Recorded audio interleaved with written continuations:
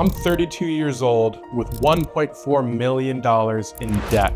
Is that bad? Some people hear that number and freak out. Others, especially real estate investors, say, nice job, leverage is how you build wealth, now go borrow more. And honestly, I could. In fact, I already have pre-approvals in hand from banks to go out and take another $500,000 if I wanted to.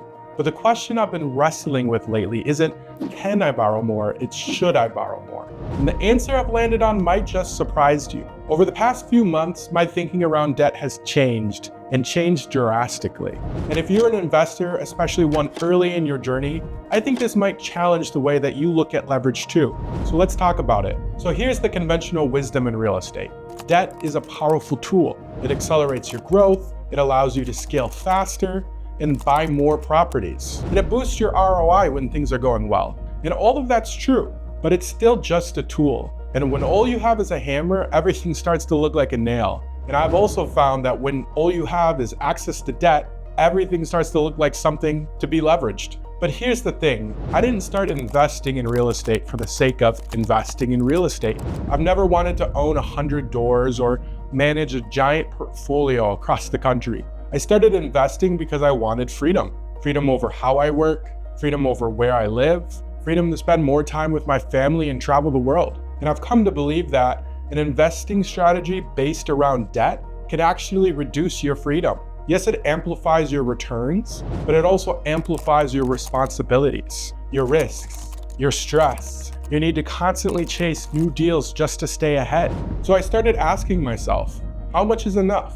Do I really want to just keep going deeper into debt just to add more doors I don't need? Or do I want to own fewer, better properties and actually enjoy the life they're helping me build? It's important to understand that debt-free doesn't just mean fewer properties. It can also mean better properties. Let me explain. There's a well-known phenomenon in real estate where there's a trade-off between appreciation on one side and cash flow on the other. High-quality properties in A-class neighborhoods often have lower cap rates and produce less cash flow on day one compared to lower quality properties. While lower quality properties may have higher cash flow initially, the time and energy spent managing these properties can be a headache, and appreciation over the long term can be questionable. And savvy investors understand this, which is why there's more competition for better properties. And this lowers the cap rate. If you're using debt, it's tough to invest in lower cap rate deals. Try making a 6 cap deal work with 7.5% mortgage rates. It's difficult.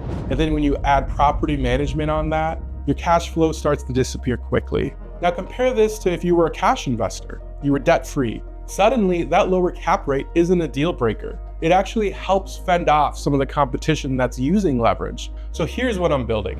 A small, debt-free portfolio of homes I'm proud of. Close to where I live, low turnover, minimal drama, and maximum peace of mind. And I'm doing this with no lenders, no balloon payments, no stress of a narrow margin, and no late night anxiety if there's changes in interest rates. Just good properties that give me time to focus on what really matters. And that's my family, my friends, and my time freedom, not a massive real estate portfolio. And look, I'm not there yet. I'm not debt free. I still have a long road ahead of me to pay off my $1.4 million in debt that's spread across 3 properties currently. But rather than going on and buying a 4th, I'm gonna instead start paying off the 3 that I already own. Because for me, having fewer, better, and debt-free properties is the way forward.